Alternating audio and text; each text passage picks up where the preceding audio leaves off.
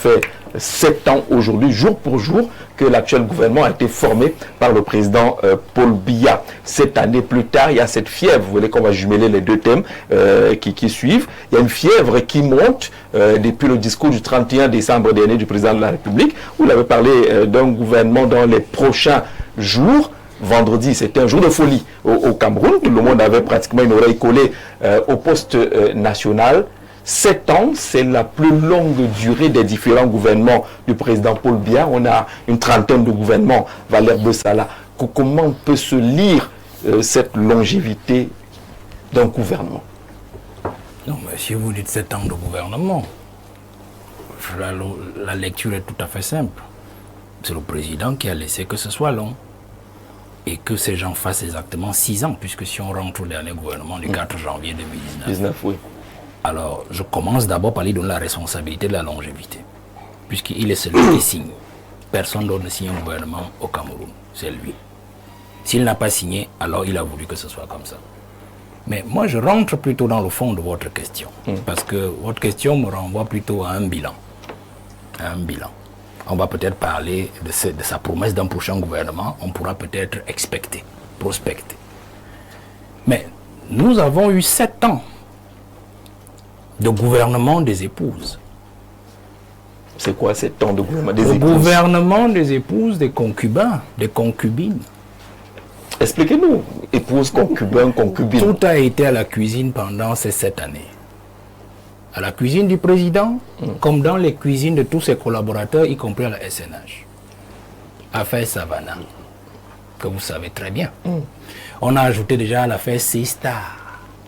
C'est-à-dire, ils ont créé une affaire où ils disent qu'ils substituent la SCDP en matière de dépôt des produits pétroliers et ils créent un dépôt subsidiaire à Kribi, qui, rassurez-vous, après enquête des services de renseignement, et ils en sablent dessus, est une mini-raffinerie.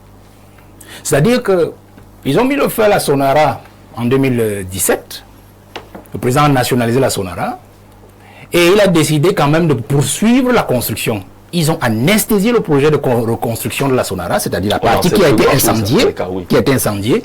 Et on comprend avec la création de ces stars qu'en fait, c'était dans l'objectif de créer eux-mêmes leur propre raffinerie sur laquelle ils auraient une mainmise. C'est des Libanais qui sont dans cette affaire avec des Qataris, puisque c'est une entreprise Qatari et tout ça, vous voyez un peu.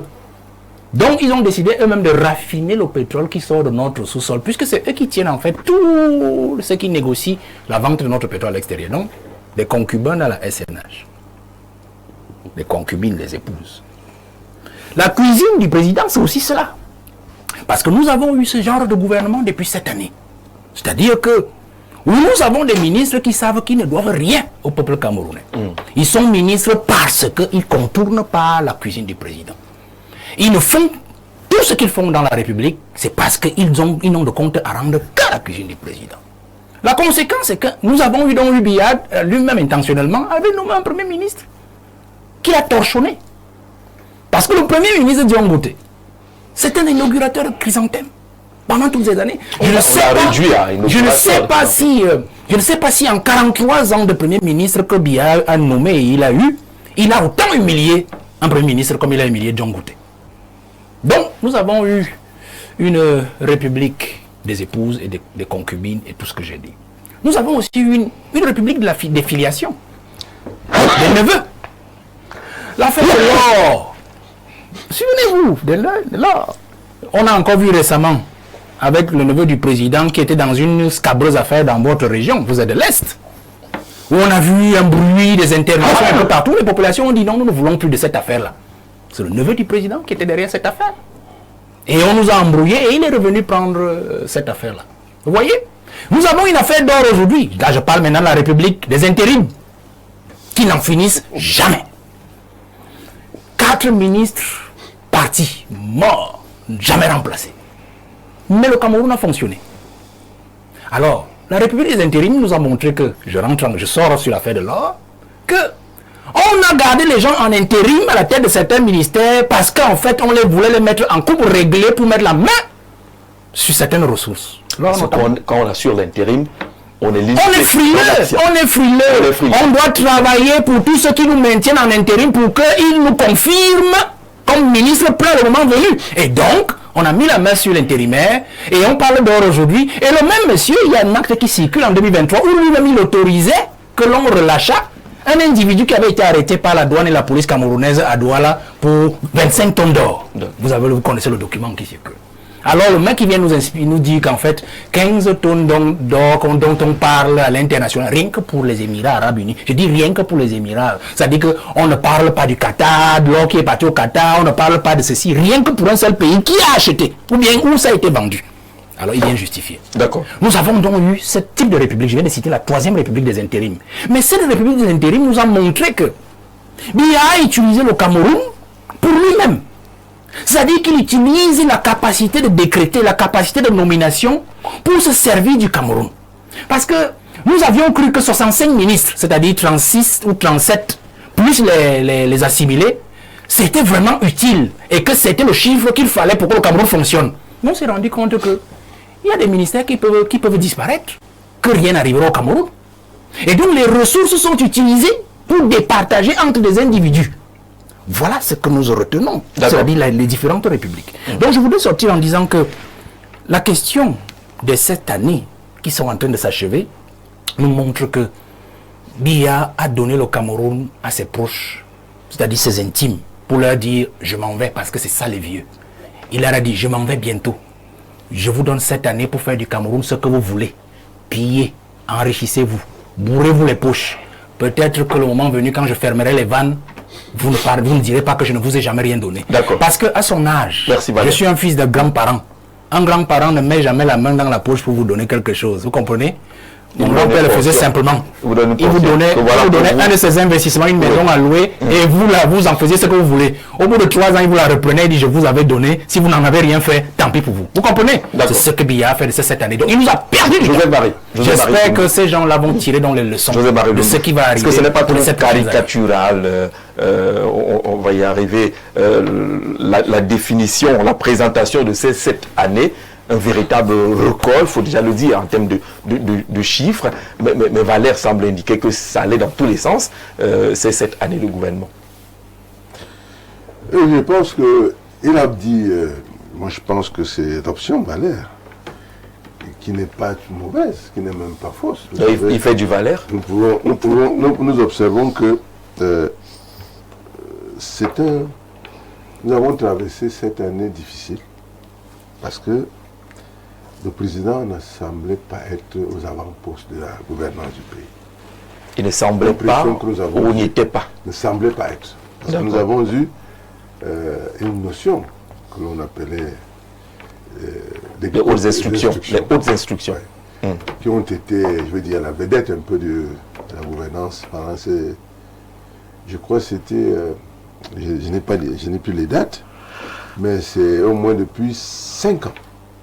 Je crois, 5 ou 6 ans, que monsieur le secrétaire général de la présidence de la République a reçu cette délégation de pouvoir. On ne nous a pas suffisamment expliqué pourquoi. Mais je subodore que peut-être le président n'était pas super fort pendant cette période. Parce que quand on... Bon, vous savez, nous avons une petite déformation, c'est que nous fouinons parfois. Mais la délégation de pouvoir n'est pas née avec l'actuel SGP. C'était je ne veux pas être excessif, mais c'était un peu trop élargi. C'était un passage de pouvoir. C'est-à-dire tous les grands événements que le pays a abrités pendant cette période, donc connu. Vous parlez du Covid-19, quand vous parlez même de la CAN et tout ça, des task force. Lorsque le peuple n'était même pas content et que la Chambre des comptes a même sorti des rapports assez accablants, on a quand même vu des gens être décorés au palais, etc. Nous avons assisté comme ça à des choses assez graves pour le citoyen, c'est-à-dire qui ne comprend pas très bien ce qui se passe. Parce qu'ici, ce qui est impressionnant avec notre pays, c'est que il y a une sorte d'irresponsabilité collective. C'est-à-dire, vous observez des gens à qui on donne tout pour diriger le pays. Ils sont logés, nourris, véhiculés, etc. Ils ont tout. Avec des maîtres d'hôtel et consorts. Mais on a l'impression que les Camerounais ont du mal à scanner la responsabilité des membres du gouvernement. Parce que moi, j'accuse toujours mon peuple, qui est un peuple dormant, réactif, par un certain nombre de personnalités visibles, comme Valère, comme Nietzsche, enfin, comme... C'est ces gens qui dénoncent. Mais il y a un manque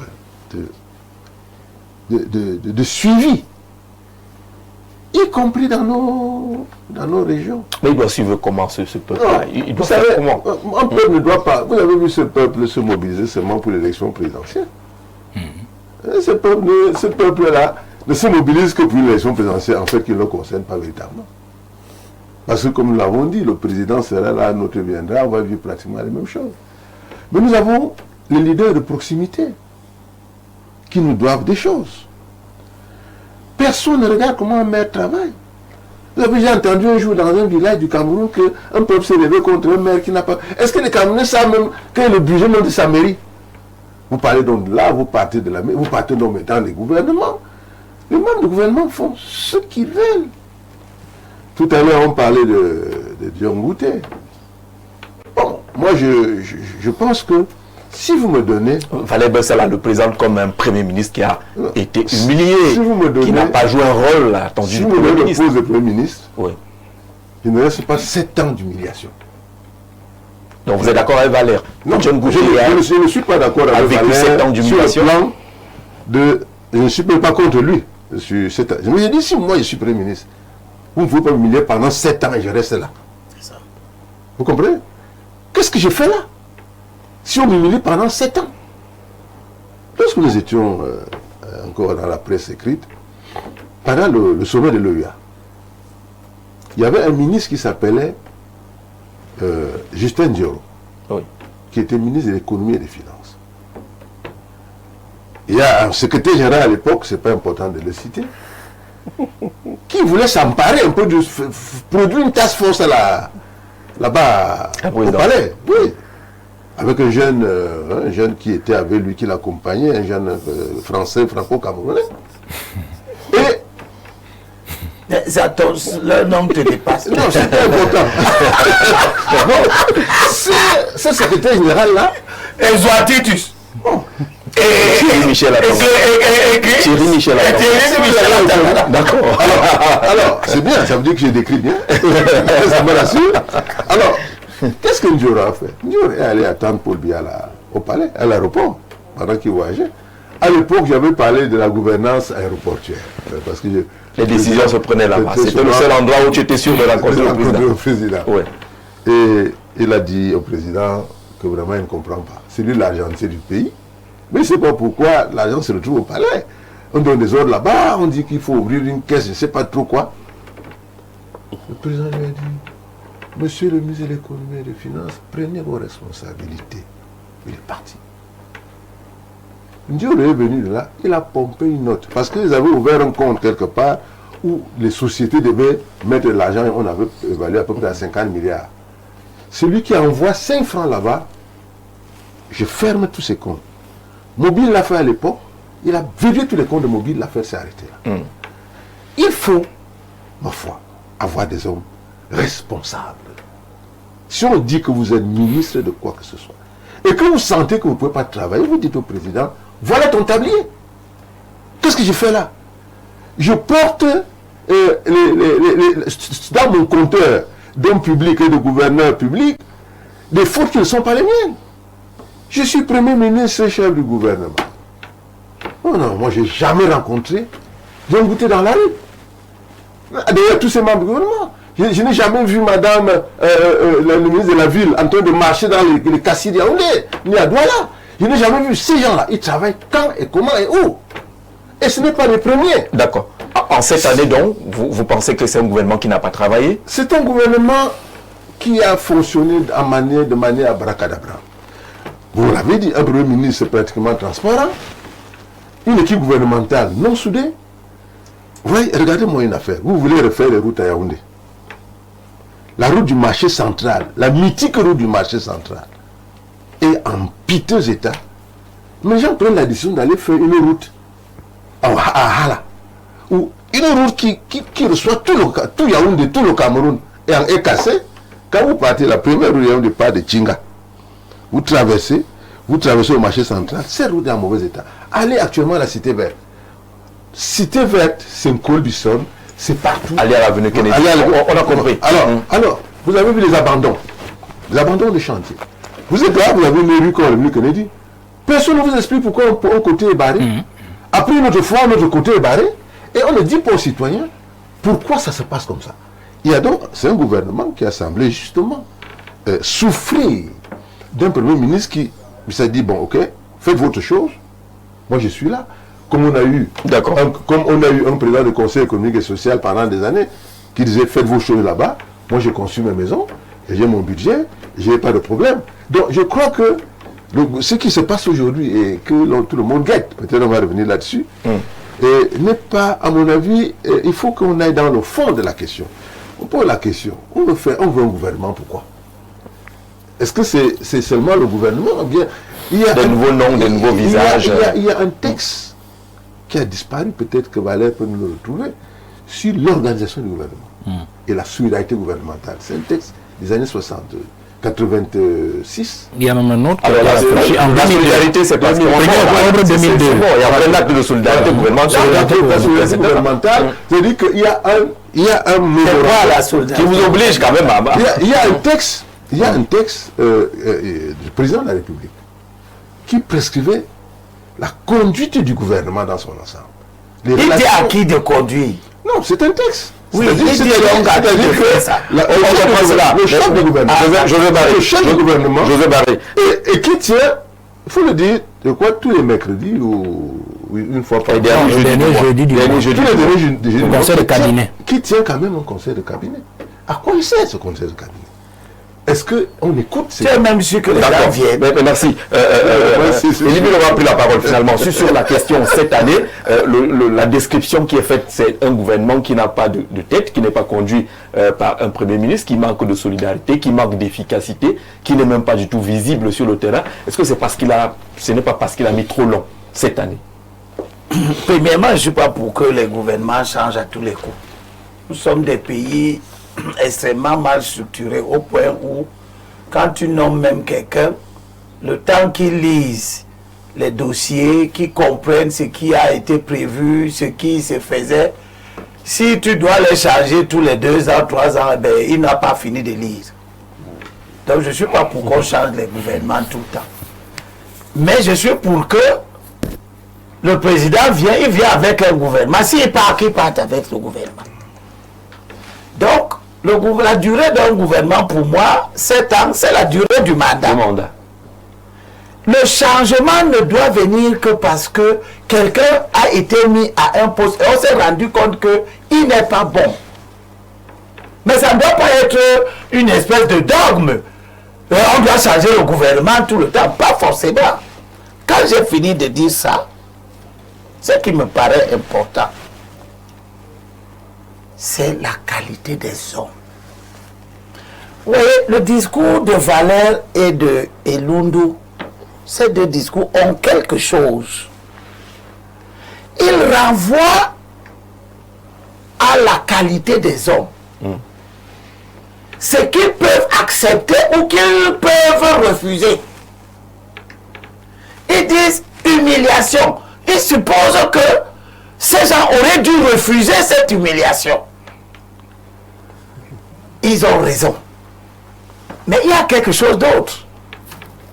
Quel est ce chef de l'État qui met en place un gouvernement en laissant que les membres du gouvernement soient humiliés?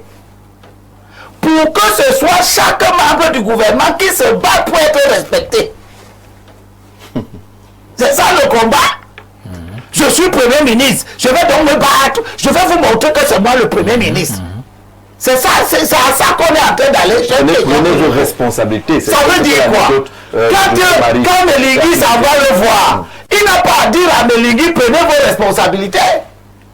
Il a affaire à asseoir le gouvernement et interroger les acteurs par rapport à la récrimination de son ministre des Finances. Il envoie son ministre des Finances faire une bataille de leadership. C'est ça. Et comme les lignes portent dans des têtes pour dire à Mobile, si vous faites ceci, et si Mobile, sur le Mobile, on a vu les cas, même ces dernières années. C'était dur, n'est-ce pas? Voilà. Et si on a vu les donc cas. nous sommes là dans un mauvais comportement d'un président. N'ayons pas peur des mots. Le président n'est pas là pour laisser que les ministres s'entrechoquent. Nous coin les têtes. Le président forme le gouvernement. C'est lui qui dit ce que chaque ministre va faire. C'est donc lui qui doit dire à un ministre qui sort de son champ de compétences, de son cahier de charges, que ce n'est pas ce que tu fais là, c'est pas ce que je t'ai demandé de faire. Pas que le premier ministre va se chépoumoner. Si un ministre ne vient pas au conseil de cabinet, le premier ministre lui fait quoi? Si un ministre dit que je ne viens pas le dernier jeudi, je ne viens pas. Qu'est-ce que le premier ministre? Il va l'enlever. Il ne peut pas l'enlever. Les gens ne sont pas au gouvernement par la volonté du premier ministre. Ce qui est une entorse à la Constitution. Parce que la Constitution dit que on nomme le premier ministre et sur proposition du premier ministre. Il y a un ministre ici que le premier ministre a proposé. Nous sommes donc dans une distorsion depuis. Mon problème, c'est que ce n'est pas maintenant. Pourquoi c'est maintenant que les gens font comme s'ils voient ça? On est comme ça depuis 43 ans. Donc, c'est pour dire que moi, ce qui m'intéresse, et Lundu a dit ça, nous sommes quel type d'acteurs? D'abord les citoyens. Nous sommes quel type d'acteurs? Le maire, moi j'ai un maire à Douala Premier qui ne met pas son personnel à la CNPS. Les gens travaillent à Douala Premier, ils prennent la retraite, ils meurent, ils ne touchent pas la pension. Dans le parti où ce maire est pris Malapa, Jean-Jacques Lengue Malapa. Voilà. C'est le parti qui investit, non? Et c'est le parti a posé la question un jour de savoir est-ce que vous faites ce qui est prévu par la réglementation? Je l'ai déjà dit ici. Est-ce que après que les gens aient entendu, il y a eu déclenchement d'une mission d'inspection pour aller voir si ce que Libye a dit au moins est vrai? Je ne dis pas de changer ça. Vous pouvez même voir que c'est vrai. Vous laissez toujours comme ça, que les gens ne soient pas affiliés à la caisse. Allez seulement voir.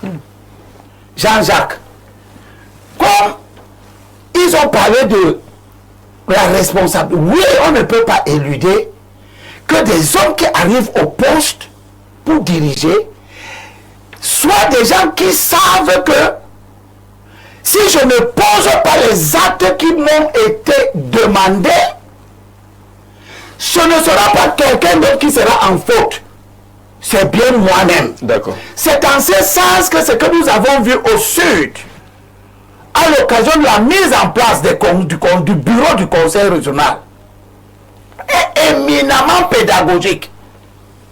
Des gens sont assis à Yaoundé, ils décident de vous envoyer un président de conseil. Mais c'est à vous la responsabilité de l'élire.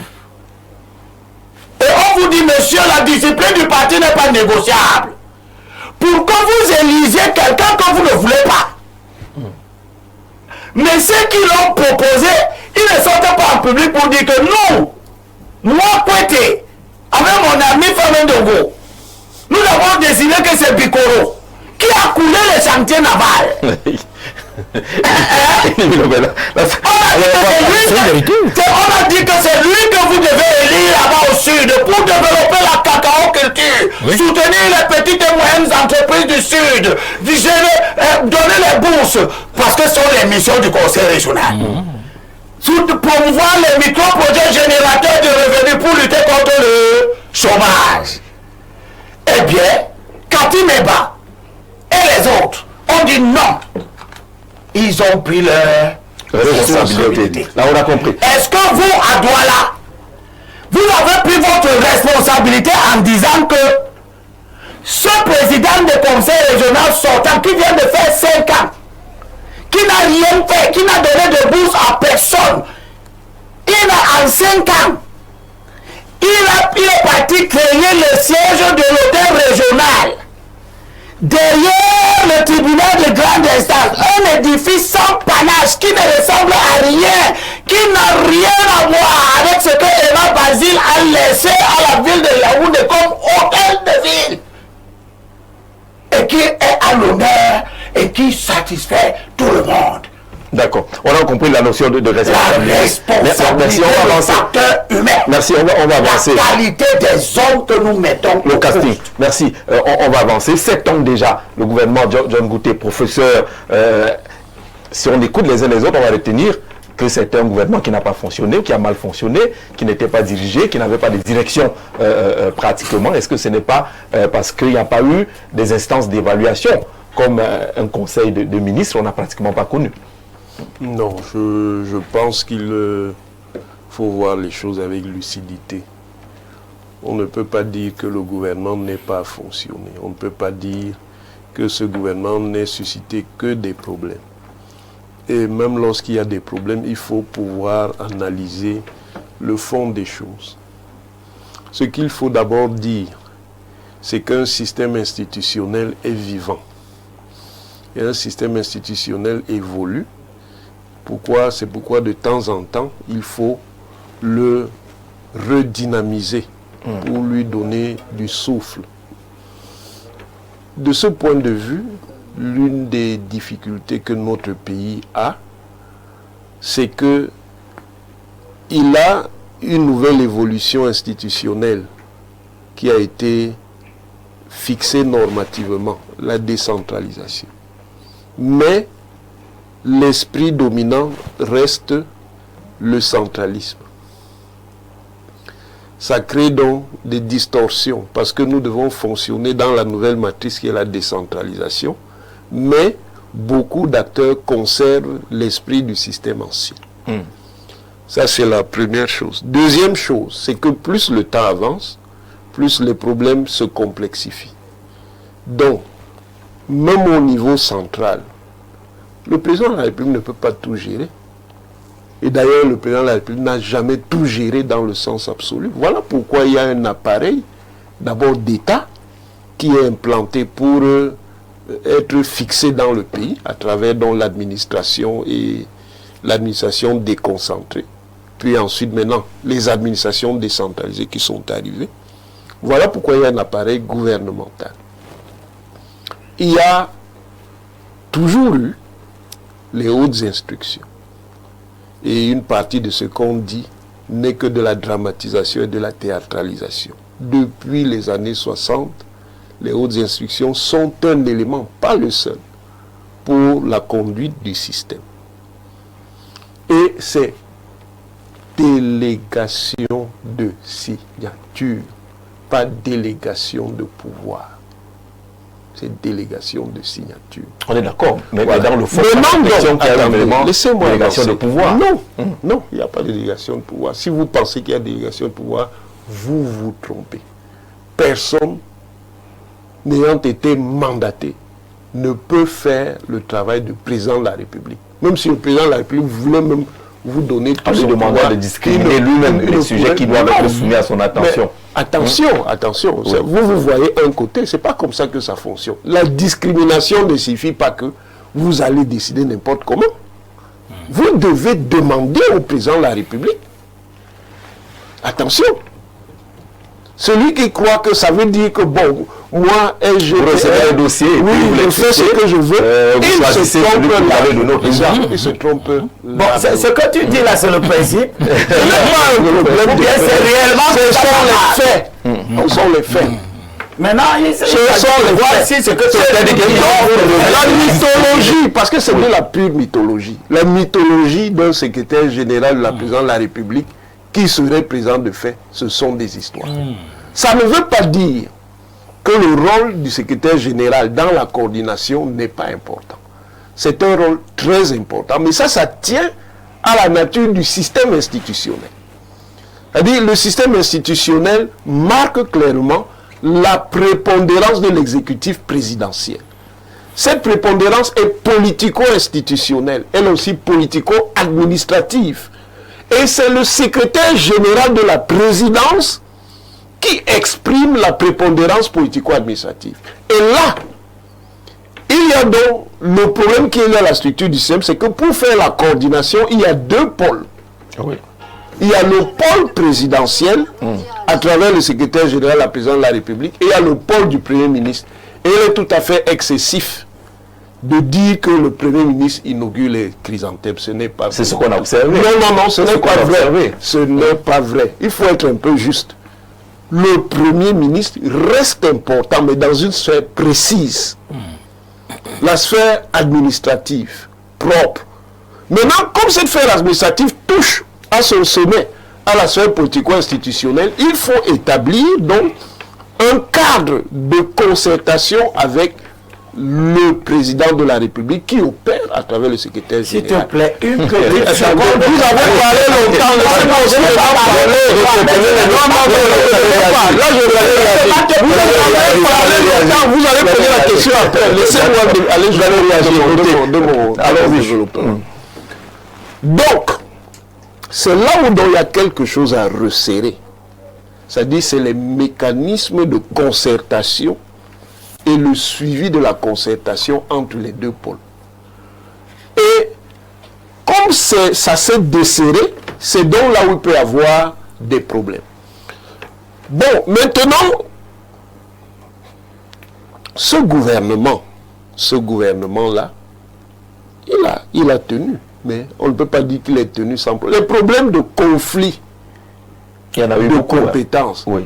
sont normaux dans toute structure Conflit de compétences, le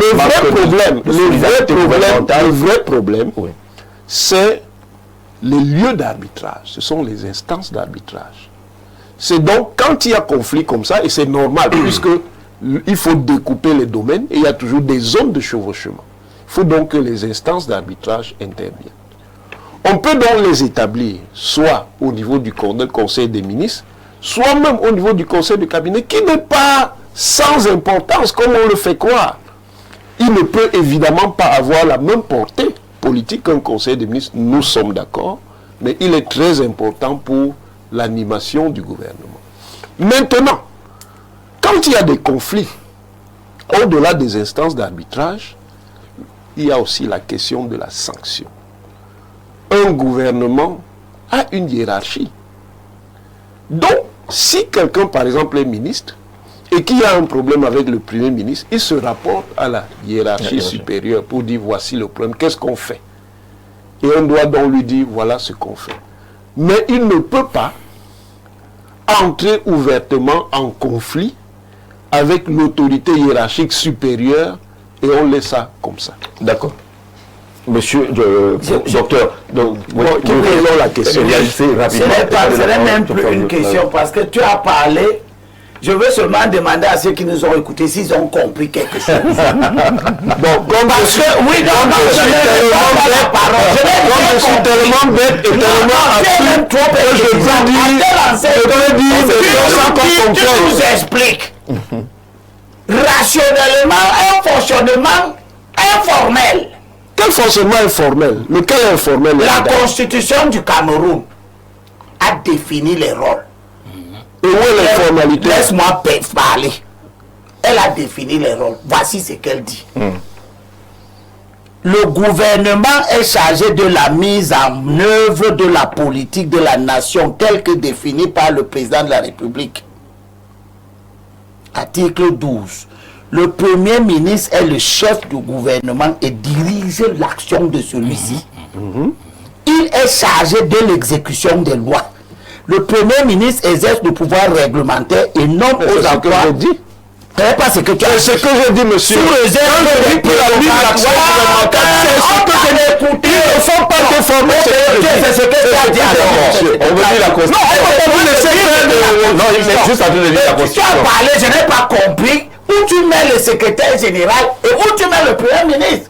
Laisse-moi aussi parler pour te dire que la Constitution, elle ne parle nulle part du secrétaire général.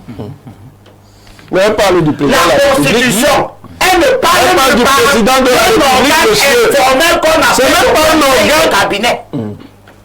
Elle dit que le président, il fixe leurs attributions, met fin à leurs fonctions, préside le conseil des ministres. On n'a pas dit de fabriquer un autre type de conseil qu'on appelle conseil de cabinet. D'accord, d'accord. On Non, va y aller.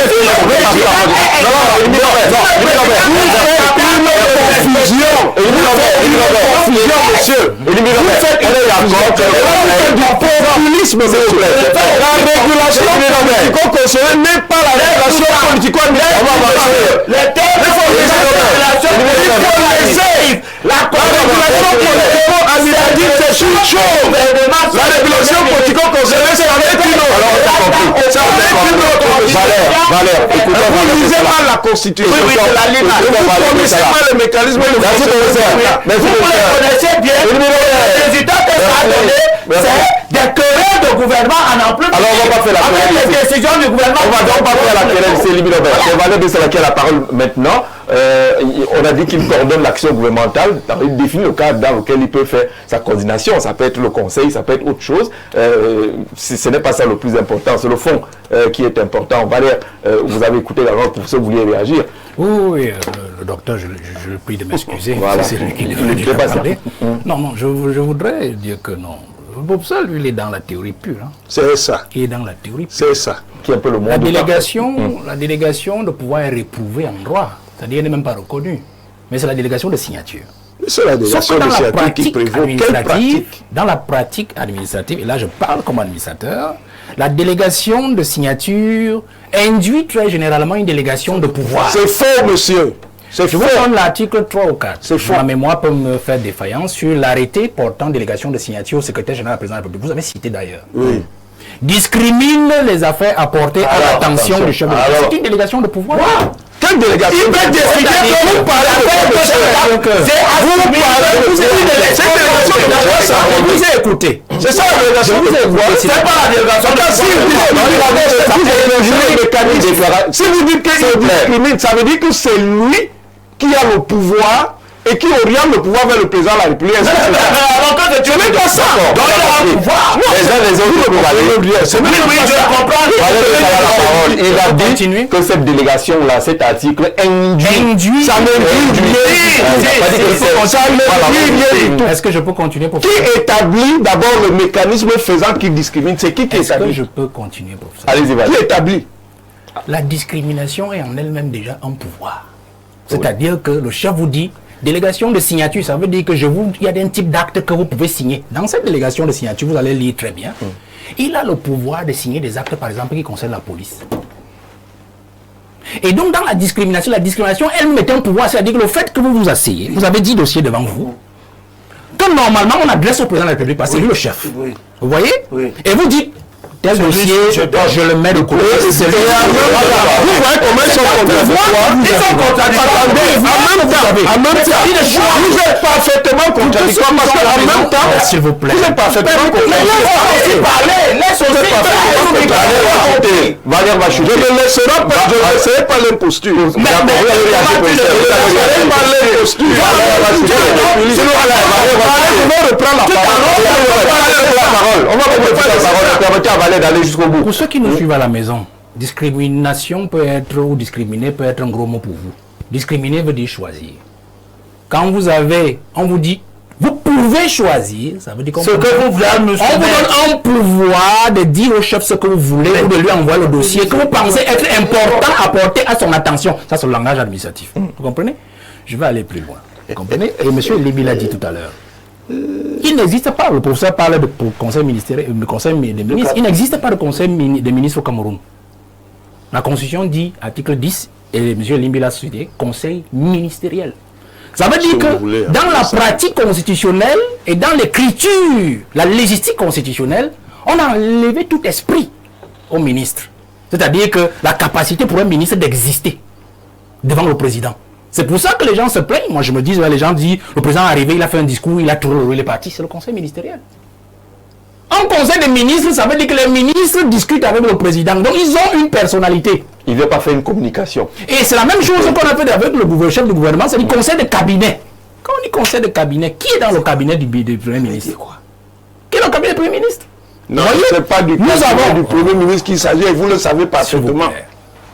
Vous savez qu'un gouvernement s'appelle aussi un cabinet. Je pense que le Ne racontez pas des histoires. Que je peux parler. Alors, monsieur, je parle au cabinet du Premier ministre. Je refuse que l'on nous amène à comprendre que ça, c'est la régulation politico-constitutionnelle. En fait, ce septennat n'a été que cela, et d'ailleurs tous les autres, mais ça a été exacerbé. Qu'est-ce qui a été exacerbé? C'est-à-dire que on a transformé effectivement le secrétaire général du président de la République en Premier ministre bis. En substitut du Premier ministre. Donc vous ne connaissez même du pas moment où un secrétaire général peut déjà donner une instruction faite à un Premier ministre. Ah pardon, à un ministre sans passer par le Premier ministre. Il y a une faute. D'accord. Il y a une faute. Parce qu'il n'est même pas reconnu constitutionnellement. Le secrétaire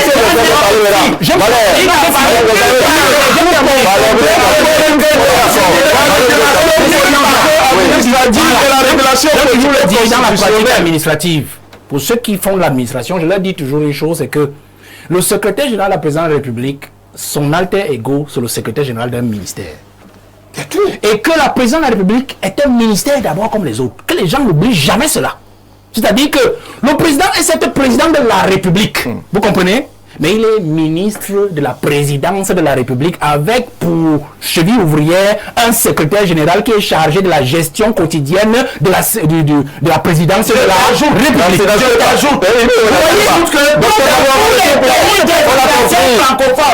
Au Sénégal, au Mali, au Togo, le secrétaire général de la présidence n'est pas membre du gouvernement. Le Cameroun n'a donc pas cette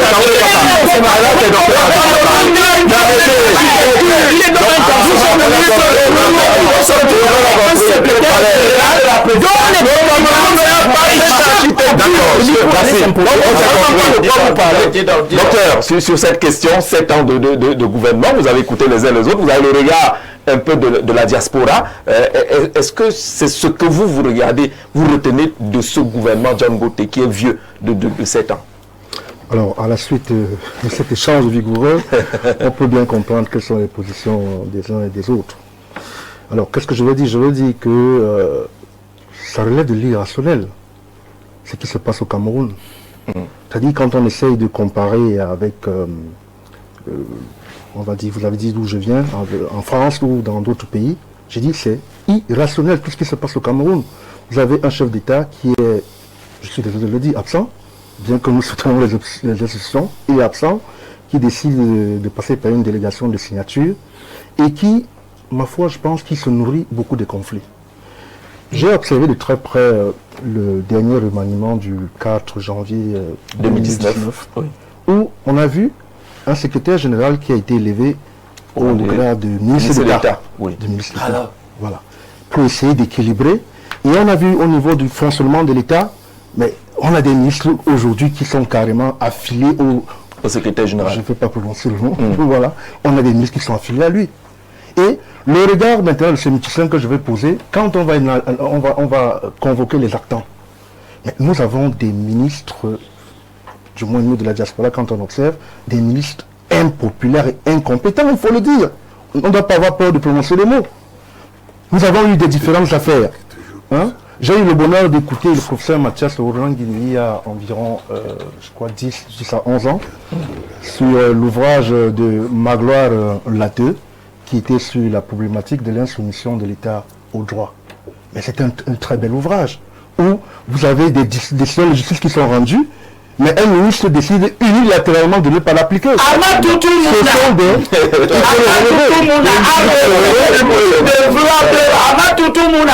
tout le monde, d'exécuter une décision de la Cour suprême du Cameroun. Et on ne lui a rien fait.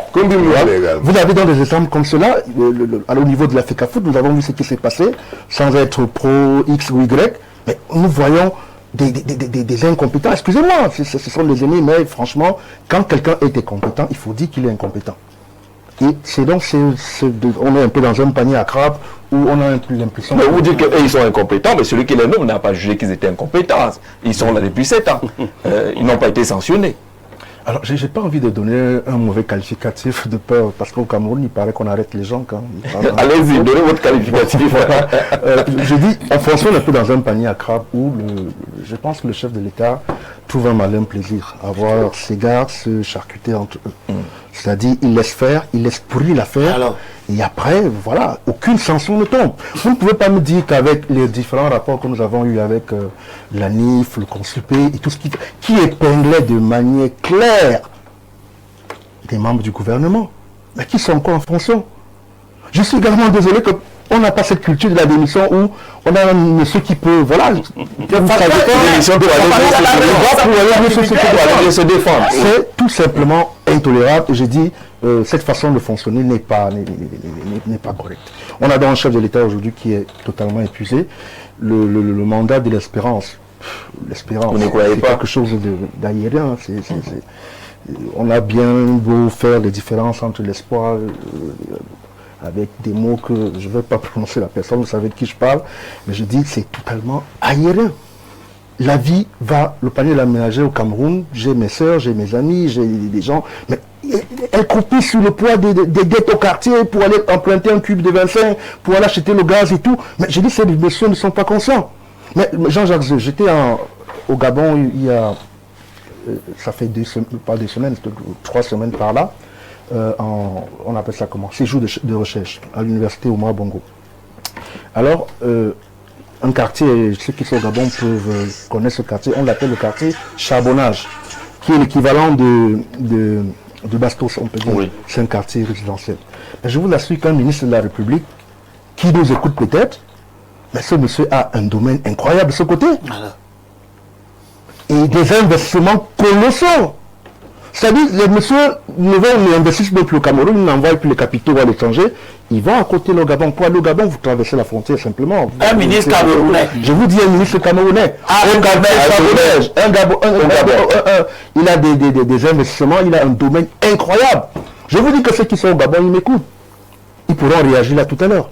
Donc, c'est pour dire donc que moi, personnellement, je n'attends rien du gouvernement qui pourra se venir dans les prochains jours. Justement parce qu'on est en train de tourner la thématique avec la réalisation. On entre justement dans ce gouvernement qui est attendu. La réalisation va afficher le thème qui va avec. Voilà, je n'attends rien de ce gouvernement parce qu'au niveau du casting, je vous assure, tout ce qui se passe au Cameroun, je vous ça sort de l'irrationnel.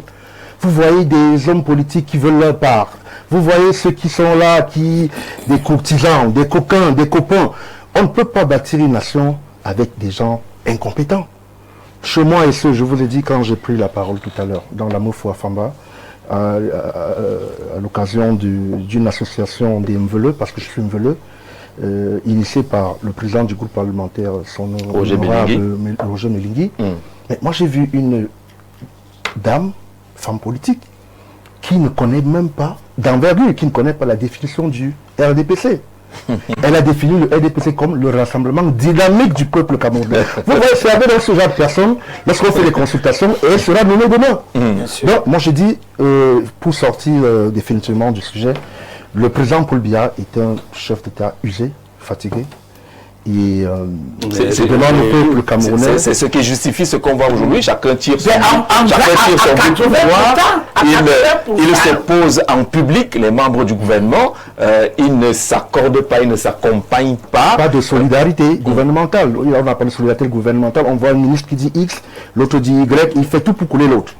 On a vu des sorties épistolaires de plusieurs ministres qui s'affrontaient de manière entrecroisée. Voilà, ce n'est pas admissible. Donc voilà. Ce n'est pas parce qu'il a mis trop long quand même 7 ans. C'est un à un moment donné, la coordination même devient compliquée. Alors, le président de la République a oublié l'existence du service public de justice. Il n'a pas signé son message, mais on comprend, le Conseil supérieur de la magistrature n'a pas siégé depuis plusieurs années. On comprend un peu ce message-là. Bonjour. Vous comprenez que le président Biya est incompris. Il nous protège des effets néfastes de l'impérialisme, d'accord? Bonjour grand prof, votre passage est et sera et demeure très important sur les plateaux de télévision. Vos prises de parole sont pédagogiques. Nous vous aimons au Nangini. Vous êtes celui qu'il nous faut. Il n'y a jamais de ministre incompétent. C'est un abus de langage. Un ministre est une institution. Il n'y a occupé il n'y a aucune école, en tout cas, de ministres. Donc, il n'est pas d'accord avec vous quand vous dites qu'il y a des ministres qui sont incompétents. Il n'y a pas une école qui forme les ministres. Bonjour et à tout le panel. Il faudrait rappeler quand même qu'il y a des canaux de management. Et quand on a une institution comme, des institutions comme celle-là, on se fixe des objectifs qu'on doit atteindre. Si les objectifs ne sont pas atteints, mais je vais vous dire, vous êtes qualifié d'incompétent. Merci. D'accord.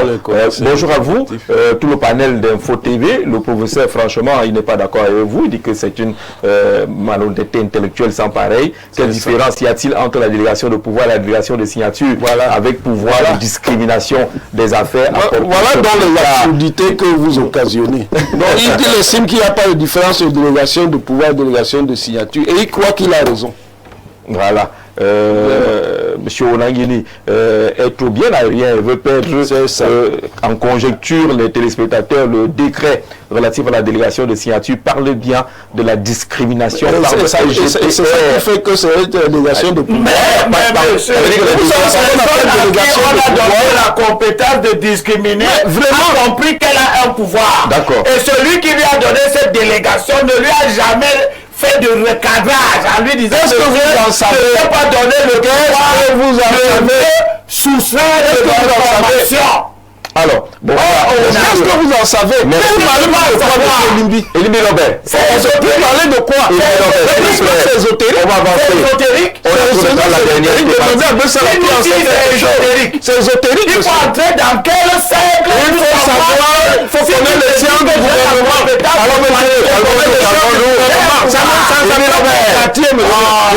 C'est la première émission de l'année, on se calme, on se calme. Il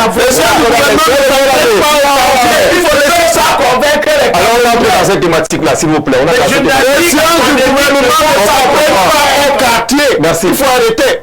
Les gymnastiques académiques ne vont pas. C'est ça. Comment est-ce qu'on peut... C'est la gymnastique. Je vais commencer par Marie. Comment est-ce qu'on peut comprendre l'attente qui semble être des plus pressantes des Camerounais aujourd'hui lorsqu'on parle d'un remaniement depuis le discours